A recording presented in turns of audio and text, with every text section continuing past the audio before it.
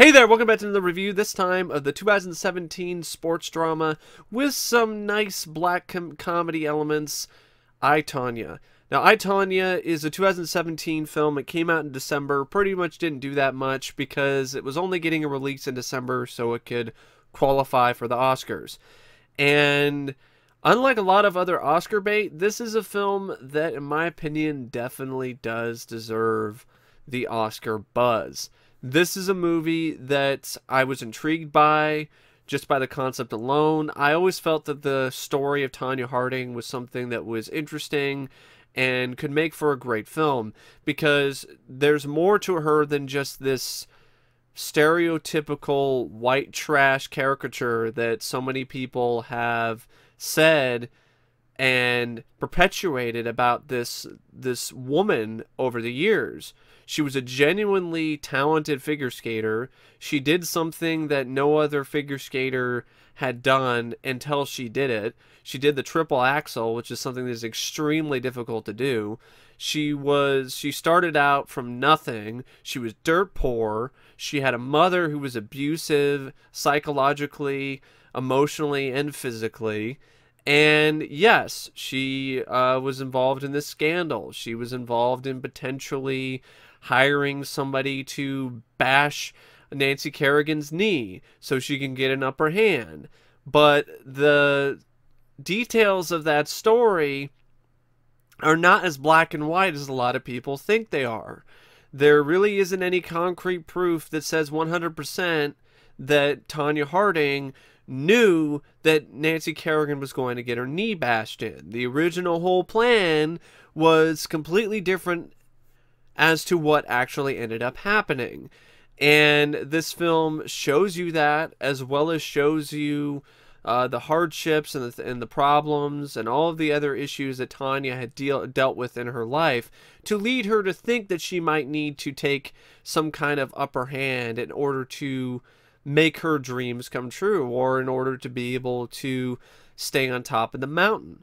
It shows how the figure skating committee at the time was very, not necessarily corrupt, but very, they were inflexible. They were very rigid in their beliefs and their thinking. They didn't like Tonya Harding because she didn't fit their mold. She didn't fit the pretty princess mold of figure skater that they wanted. And they were ready and willing to do whatever it takes to make sure Tonya Harding didn't skate ever again, even without this scandal and this situation. And I like how the film paints Tonya Harding as a human being, as somebody who has their merits but also has their flaws, and it makes for a very tragic yet fascinating and compelling story. I don't agree with some of the people who say that, oh, well, why did they make the movie about Tonya Harding? They should have made it about Nancy Kerrigan. I personally think that would be a really boring movie. Her story isn't nearly as interesting. She didn't have to deal with nearly as much other than getting hit in the knee. And honestly, she was in a lot of ways a sore loser. She got a silver medal at the Olympics, and she's standing there looking like she shat herself or something, or she let out a fart. She's just completely not even enthusiastic whatsoever about winning a silver medal at the Olympics, which is something that I think Tonya Harding would have appreciated, considering where she came from, and so on. I'm not condoning what Tonya Harding did or what she was a part of. That's against the law. It's illegal. She shouldn't have been doing any of that, and she should have known better. But I'm just saying, Tonya Harding is much more than this. She's much more than just some white trash figure skater who had to cheat her way to the top. She actually had legitimate talent, and it's really nice to see this film actually show that.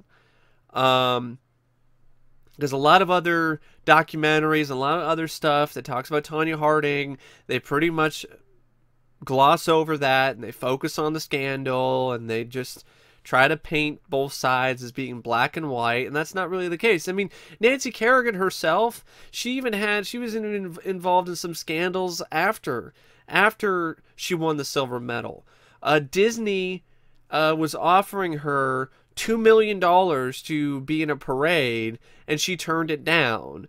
So it's one of those things where, yeah, she could easily turn that down. That's up to her. But it just seemed kind of, I don't know. There's a lot of things about her that are not in line with the image that she portrays, that she shows you on television. Like Tonya or not, she isn't hiding anything. She isn't hiding a damn thing. And this film definitely does not pull any punches. It goes straight for the jugular. And I honestly have to say, I was really surprised by this film, and I really liked it. I thought this was a fantastic, admirable film in a lot of different ways, from the production, from the production standpoint, directing, editing, cinematography, and especially the acting. This features some of the best and most powerful performances in any film that I've seen this year. Margot Robbie delivers a performance that is worthy of a gold medal or an Oscar. This is an Oscar-worthy performance from Margot Robbie. Yes, she doesn't really look like Tonya Harding physically, but she embodies her so well spiritually and gets inside of her skin, and that's what makes it really work. That's what makes her performance absolutely jaw-dropping, and you can't take your eyes off of Margot Robbie in this film because you were watching a star-making turn. You were watching an already talented actress raise her game to a whole other level. And the film also features some really solid, spectacular supporting roles. Sebastian Stan is completely unrecognizable as Jeff Galooly, Tonya Harding's lover and friend and later husband. He pulls off all different aspects of this character, the smarmy aspects, the abusive aspects, the loving aspects. You could see why why Tonya and Jeff were a couple, why they fell in love. There's definitely chemistry between these two actors, and that's what makes the sequences of abuse and all of that all the more horrific, and all the more tragic, especially when you have Allison Janney, who delivers a just absolutely dynamite performance as Lavona Faye Golden, Tanya's mother, who is just a firecracker, a total bitch. She doesn't really care. Like, she's a horrible person. She's a bad mother, but in some ways she was good for Tonya because she was the one that not only intimidated Tonya enough to get her to get off her ass and strive to be the best skater that she could be, but she was also there to not necessarily provide inspiration, but she found ways to really get Tonya going. She knew what made Tonya click, and she knew how she skated her best, and she skated her best when she was pissed off. So she did everything that she could to make sure that her daughter was pissed off, was angry for whatever reason when she hit the ice. But at the same time, like Tonya said in the film, she did curse her because she spent all this time and all this money focusing and only making Tonya focus on nothing but the skating. So that's all she really ever had time to do, and that's all she ever really learned. She dropped out of high school. She doesn't have a GED. So all she ever knew and all she ever knew how to do well was skating. And when that was taken away from her, there really wasn't anything else that she could do. So, except try to go back to skate, but then you know what happens after that. So it's one of those. Her story is tragic. It's tragic. It's sad, but in a lot of ways, this tale of the anti-hero or the villain, there's more to it than just, oh, she bashed Nancy Kerrigan's knee in. The whole meme or the whole kind of joke that Tonya Harding has become really has eclipsed her genuine talent and her ability. And it's one of those things that it's understandable, but a lot of times she's the one that's in the public consciousness as the one swinging the baton or swinging the bat at Kerrigan's knee, and that's not really what happened at all. And there's still a lot of people who will judge this film before they even see it and think it's just going to glorify this character, glorify Tonya Harding. In some ways it does, but in other ways it doesn't. Like and honestly, if it did nothing but rag on her, I think that would be pretty boring.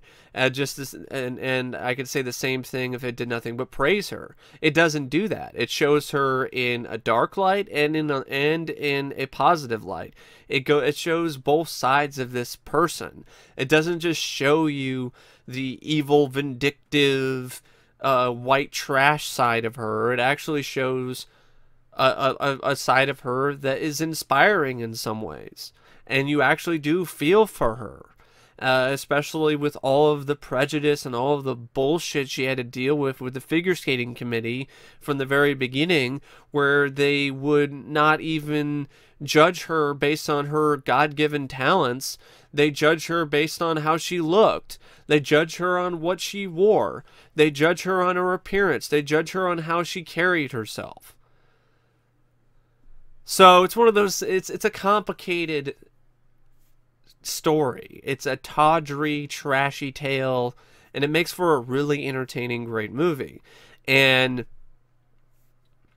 one of the main reasons why this is such a great film is definitely because of the direction by Craig Gillespie. Craig Gillespie's direction in this is amazing. It really is. It's exceptional. It's exceptional, extraordinary, and delightful. It really is. Like, there are so many scenes in this, there's so many shots in this that really were impressive. One in particular, there's a one long giant tracking shot, and then there's other shots like that littered throughout the film. This is a movie that is chock full of kinetic and just wild and crazy energy, and that is a testament to Craig's direction. He's able to take all these different elements, all these different powerful, fiery aspects of this story and of this script, and with these performances, and is able to put them all together and deliver the most explosive combination possible. His direction just ignites the screen. I cannot praise his direction enough for this movie. The same goes for the editing by Tatiana S. Riegel. I thought her editing was exemplary. This is excellent editing. This is a film that relies a lot on high energy, and it needed a high energy edit in order to make it be the powder keg that it is. And thanks to her absolutely excellent editing, it is able to do that.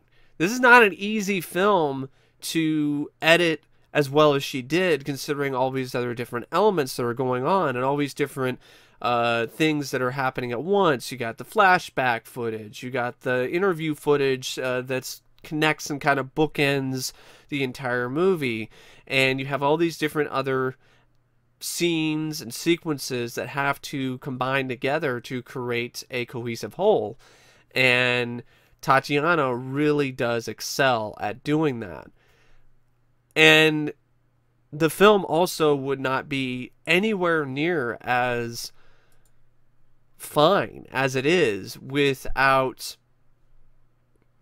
the just 5-star kick-ass writing by Stephen Rogers. And I use those words because I think they do fit in the context of this script. This has some really great funny bits of black comedy, but also it has moments in it that really do affect you like a punch in the face, like a kick to the teeth. Some really powerful dramatic moments that really do make the character of Tonya Harding a character that you definitely do sympathize with. But not in a way, oh, I sympathize with her because, oh, poor Tonya, so-and-so. I mean, when she decides to go along with this whole thing, that's the moment where the sympathy kind of goes to the wayside, or not really kind of goes to the wayside, it really does. But I still feel for her in the way that if it is true, if the story is straight about her only thinking that it's going to be letters and it's not going to be a bat or baton to the knee, then I do feel for her, because that is just something where she had no control over it. That's not what she agreed to do, and that's what happens, and she has to deal with the fallout of that, and the fallout of that is that she can no longer skate ever again, and that's all that she has. I don't care who you are. I think if I think that's honestly, that's pretty sad. That's pretty sad to see someone who is so talented as Tonya Harding to have everything wasted because of not only her own decisions, but because of the decisions of other people around her that she has no control over, if you want to believe that story. And I don't see any reason why that cannot be the case. I understand, yeah, the address to the location where Kerrigan was training was written in Tanya's handwriting, but that still goes into the whole thing where she was only thinking it was going to be letters. There's going to be like letters with a death threat. Not knees getting busted. I don't know if she really would have agreed upon that, but maybe she was in on it, and if she is in on it, and she did know that all along, then fuck her. But regardless, even if she was in on it, it still makes for an interesting movie. I mean, sometimes it's a refreshing thing to watch a movie about the villain. It really is. For example, look at something like Nightcrawler. It's a movie about a sociopath. Jake Gyllenhaal's character is not a good guy, but it's a great film. And in a lot of ways it's great because it's not about a good guy. There are so many films about the heroes. There are so many films about the true life stories of the people who succeed. There aren't as many films, especially sports dramas, about a sports person, somebody in the sports spotlight who fails, whether by their own mistakes or by the mistakes of others or by the crimes of other people. And the film, then the script definitely does not stray away from the absurdity of it all. It embraces the absurdity of this. It embraces the absurdity of the whole scandal, the whole situation, who was involved, how these guys got caught. They weren't very smart. And it embraces just the craziness of everything and really makes for a crazy, fun, wild, entertaining movie.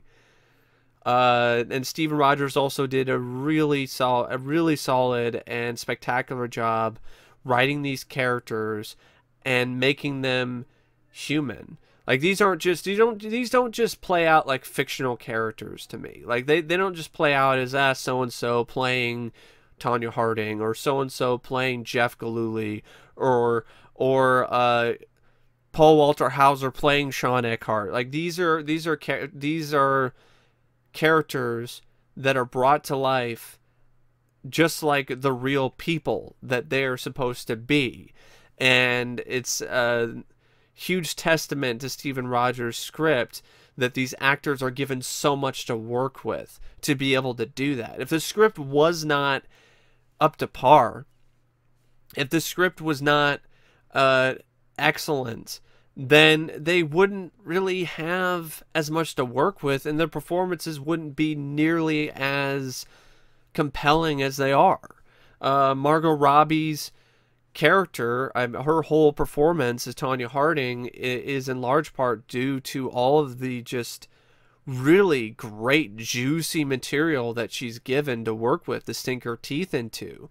Even Mckenna Grace, who plays the young Tonya Harding, there's also a lot of material that she's given that enables her to shine. The same applies for Sebastian Stan and Paul Walter Hauser as Sean Eckhart. Like, Paul Walter Hauser, you look at Sean Eckhart and you look at Paul Walter Hauser, like, they're almost identical. Like, that's perfect casting.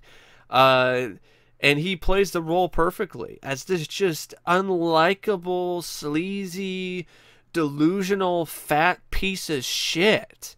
And that's really who Sean Eckhart is. And this is honestly the guy who was behind all of this. This is something that's lost in the shuffle, and I'm glad that this movie got made, and I really hope that people who might be leery of this because they're feeling that this might be glorifying Tonya Harding and so on and so forth, and they don't want to support Tonya Harding and whatever, I really hope that people who feel that way do see this movie at least once to see extra bits of this story, like how Sean Eckhart really honestly is the one who was the mastermind behind all of this. He is the one that made the decision to hit and whack Nancy Kerrigan's knee. Originally supposed to be just letters and death threats. He decided to go one step further because of his illusions of grandeur and because he wants his 15 seconds of fame. This ties into other documented aspects of this guy in real life, where he was the one that initiated a death threat to Tonya Harding when she was practicing one night, which then led to her husband coming up with the idea to give her an upper hand to help her out, and give her an upper hand to qualify for the Olympics with Nancy Kerrigan by just, doing the death threat thing as well. But I don't really, and because of her husband's relationship with Sean Eckhart, that is why everything falls into place. That is why Tonya Harding ends up being caught up and embroiled in all of this, whether she chose to or not. And that is why she ended up getting banned from figure skating, is because of this fat piece of shit. This guy is the real... if you want to talk about villain, like the biggest villain, the biggest asshole, the biggest person who was responsible for all the mastermind, it's Sean Eckhart. It's not Tonya Harding. I don't believe it would be her for a second, because she's not really honestly that intelligent of a person. I'm not trying to dog her or anything, but she didn't even get a GED. I refuse to believe she could be a mastermind of something like this and set all of this up on her own. It's one of those things where I think she was caught up in it. Do I think she played a part? Yes. There was plenty of evidence that showed that. But there isn't a lot of evidence that shows that she 100% played a part in the whole knee bashing thing. 100%. So, but regardless, she played a part. She tried to get a leg up, and it cost her. It cost her her career. But if she didn't get back with her asshole ex-husband, then none of this would have happened to begin with. And she wouldn't have had to worry about this. But one of the reasons why she did that is to appease the figure skating committee, who wanted her to fit a certain mold. They wanted her to have a family. They wanted her to have a loving husband. They wanted her to be the perfect, pretty princess, and she wasn't that. So she tried to appease them, and in the process of doing that, she ended up fucking herself and fucking her career. So it's one of those things where she definitely is a victim of her environment. she's also a victim of her own choices. So she's a victim of choice, and she's also a victim of her own environment. She's a dual victim in that case. And you can't help but sympathize with her in some way, considering everything that she dealt with. She was dirt poor. Her mother was abusive, and her father was. She did have a good relationship with him, but he left when she was fairly young, leaving her with only her mother to take care of her, and that just caused a whole shit ton of psychological problems that she had to carry with her into adulthood. And the one thing that she knows how to excel at is skating, and she has to deal with this just prejudice from the skating committee, which refuses to acknowledge her talent. And one shining moment, they do. She does a triple axel. Nobody's ever done that before. She has her moment on top. It's intoxicating. Success is intoxicating. And so she wants to do everything that she can to get back there. She at first falls and stumbles and gives up, but then she gets more inspiration and works her ass off to be able to get back to the Olympics. And then she just gets involved in this scandal, and it ruins her and it ruins her career. That is more tragic and interesting to me than Nancy Kerrigan, who was just the perfect princess, had everything. She was pretty, she was pampered. She wasn't even the best skater. She was talented, no doubt.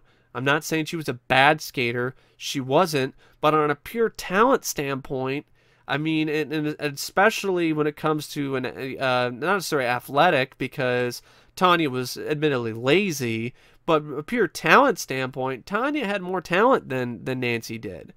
Tonya just didn't fit the mold that the committee was looking for. And that's why Tonya Harding actually was, before the whole thing came out about Nancy Kerrigan and her involvement with Kerrigan, she was honestly kind of an underdog that Americans were relating to and rooting for, understandably, because she represented a side of America that you didn't see in figure skating, a more real and gritty side of America. Now, there were also some other things about the film I wanted to mention that were quite good. I thought the cinematography by Nicholas Karakatsanis was quite gorgeous, beautiful, did a great job of the locations and everything. I felt the figure skating scenes were epic. I've never seen a film with figure skating scenes that are as epic and thrilling as the figure skating scenes were in this film. It was just honestly astonishing. I'm not a fan of figure skating. I'm not even the biggest fan of figure skating movies, period. But this was this is easily one of my favorite films of the year, and in large part it's because of those really thrilling and exciting figure skating sequences. And not only just that, of course, Margot Robbie's captivating performance, and Allison Janney's performance as well as her mother. I mean, she was awful. It's an awful person, really is. She's an awful piece of shit human being. But there were certain things that were admirable about her. That she was just she was a bitch and she loved it. She didn't give a shit. She didn't give a shit what you thought. She would say whatever. You know, she'd say that her daughter skated like a graceless bull dyke. Doesn't matter. You know, that part is somewhat admirable, because wouldn't we all want to just be able to just do that? Just be a total asshole and not even worry about what people think about us sometimes. I mean, it's kind of the sort of devil's advocate, or not necessarily the devil's advocate, but, you know, the sort of, you know, the devil on your shoulder. You know, wouldn't it be nice to sometimes just be able to embrace that and not have any consequences? I mean, Allison Janney's performance is her character is totally wrapped around and built out of that type of scenario and that type of situation. Now, I wanted to mention some things about the film that I didn't like, that I felt kind of held it back a little bit. For one, I felt the original score. Actually, before I even do that, I want to mention the soundtrack, which I felt that the soundtrack choices for this film were really well put together, and I thought they were great picks. They added to the film in a lot of ways. They added to the mood of the scenes and the atmosphere. And there were a lot of songs that were chosen that were not only great songs, but they actually did fit the scenes like a glove. So it wasn't just random popular songs in the background just because. Like, these songs were actually picked and they have a reason for being there. That was nice to see and nice to hear. Because a lot of times when you see a lot of movies, they have some popular song in there and then it's just there because, hey, it sounds good. Here, there are a lot of songs in this that actually do connect with the scenes that the songs are put into.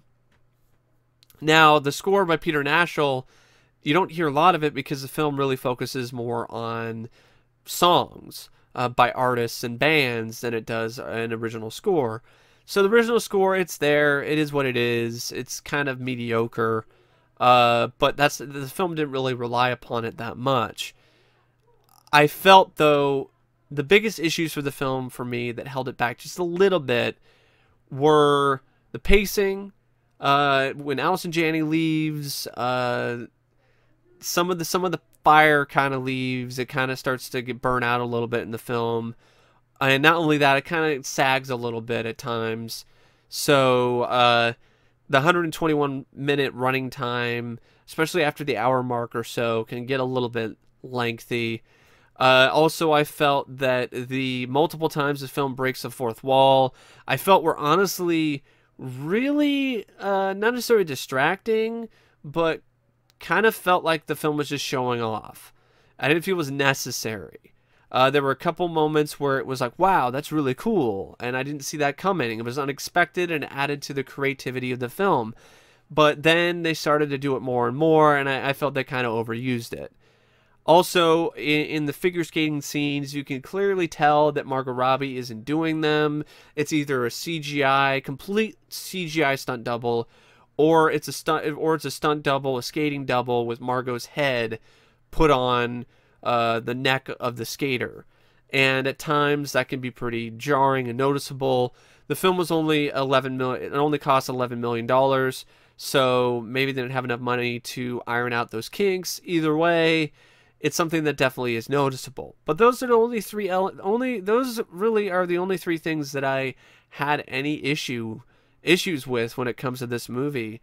Overall, I thought every other aspect of this film was exceptional. I honestly think and feel that this was easily the best film that I've seen starring Margot Robbie. I haven't seen The Wolf of Wall Street yet, so I can't really say anything about that. I would definitely say this is the best figure skating movie ever. And that's not saying a lot either when you have films like Blades of Glory and The Cutting Edge, which are the competition. But yeah, it's a film that I really think that any lover of cinema should watch at least once, just to see the performances by the cast and to see the direction by Craig Gillespie. And if it's a film that you thought looked interesting to you, you liked the trailer, I definitely recommend it if you were at all curious about the film, because I was curious about it, and it definitely did not disappoint. And I cannot sing this film's praises enough. In fact, I think I'm done. I think I've done it enough. I think I've said my piece. And I really don't know. I really do not know what else to say except thanks for watching. And as always, I will see you guys later. See ya.